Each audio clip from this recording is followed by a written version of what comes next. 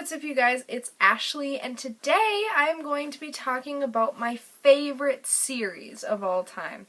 I haven't read very many series, unfortunately, but I have read all of the books that are out in all of these series except for one, and that's toward the bottom.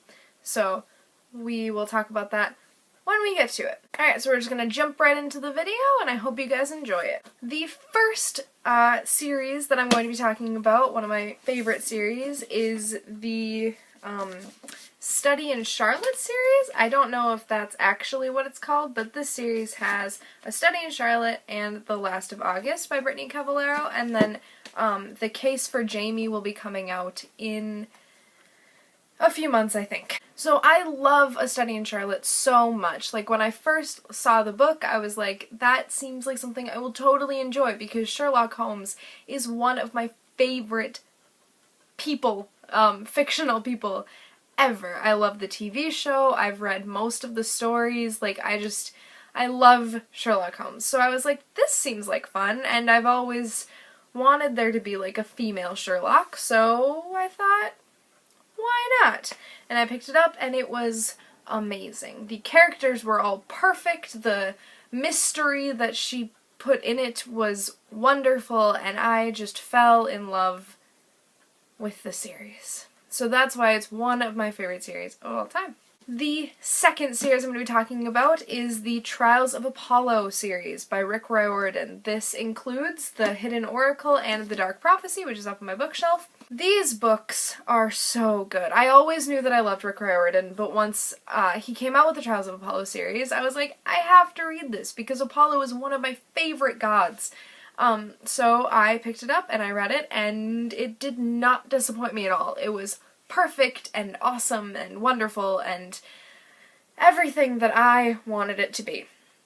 And I just read the second one, and it was so beautiful. Rick Riordan just has this way of making people that you would never think have feelings and have dreams and ambitions have those things. You know, I never thought that I could grow to love and appreciate Apollo as much as I did in these book series, and he made that possible, and I think that's really awesome.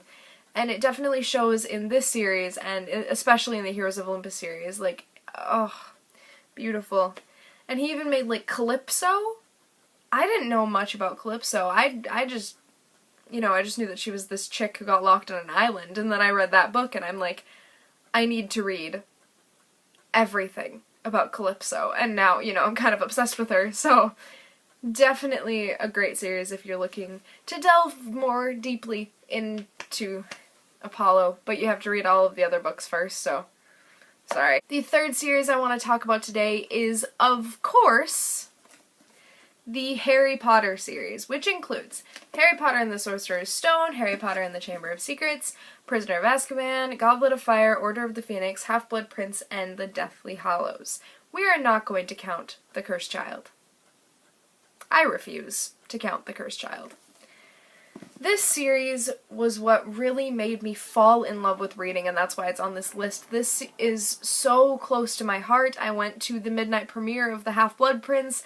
I went to both of the Deathly Hallows in theaters because I just loved it so much, and it's still so near and dear to my heart. The fact that The Cursed Child is even thought to be a part of that series makes me angry inside. Like, I can't stand that play. Oh my goodness. So, yes, I love Harry Potter, and I'm so glad that I was able to read this series when I did. It was definitely one that shaped all of my whole reading experience was shaped by Harry Potter, and I cannot thank that series enough, because without Harry Potter I don't think I would be reading. It was that good. So, thank you, Harry Potter, for making me feel things. The next series I want to talk about is one that I haven't finished, and that is Ouran High School Host Club, the manga. Now, this series, I only have the first 6 ones, so I watched this anime. This was the first anime I'd ever seen, and it was only a season long, and I was very, very upset about it because I wanted more, but my friend told me that there would be no more, and I got upset. So I went to Barnes & Noble, bought the first 2 books, read them, and wanted more. So here I am, 6 books later, and I still haven't finished the series because it's long, and I just love it so much. This is the first and only manga I have ever read in my life, and I am so glad that I decided to read it, instead of just wallowing in my sorrows at the fact that there would never be a second season, just because it's so, so good, and it deserves all of the recognition in the world. I fell in love with all of the characters. My favorites, of course, are Hikaru and Karu, because who doesn't love incest twins? But yeah, I definitely do love all of the characters, and I want to continue on with the series once I get enough money, and once the 7th book is actually in stock at my Barnes & Noble. I've checked 3 times. The next series I want to talk about should come as no surprise to you guys, and that is the Percy Jackson series. This includes Percy Jackson, The Lightning Thief, The Sea of Monsters, The Titan's Curse, The Battle of the Labyrinth, and The Last Olympian. This book series, I love it. I love it because the characters are wonderful, because the writing is beautiful, and because it got me to read all of them. I haven't finished the Heroes of Olympus series, but without this series I wouldn't have been able to read The Trials of Apollo, and that's one of my favorite series in the entire world. So, Percy Jackson definitely gets a lot of love from me, personally, because it was just so good when I read it, and now I'm rereading it, and it's still so good. I'm so close to being done. Yeah, so Percy Jackson and the Olympians, read them, love them, as I have cherished your children.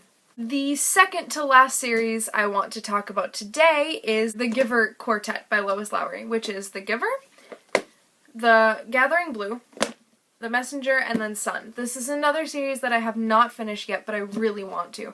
I really don't have a lot to say on it, but I definitely think that you guys should pick it up. It was so good and so wonderful when I read it in 7th grade, and I really, really, really want to finish the series. I just haven't gotten around to it yet. And the last series I want to talk about before my battery dies is the Raven Cycle series by Maggie Stiefvater, which includes The Raven Boys, The Dream Thieves, Blue Lily Lily Blue, and The Raven King. I do not have the other books with me because my friend is borrowing them, she has been reading them, she loves them as well, and I love them so much!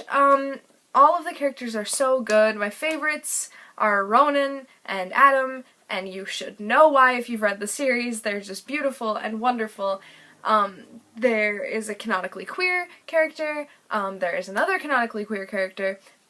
Blue's entire family is just so wonderful and beautiful and amazing, and I am just so glad that I got the chance to read this series because it would not have introduced me to ley lines and Welsh kings and ghosts and stuff like that, and I love that series so much. So that is it for my video today. I hope you guys enjoyed, and if you did, you leave a like, comment, subscribe, you do you.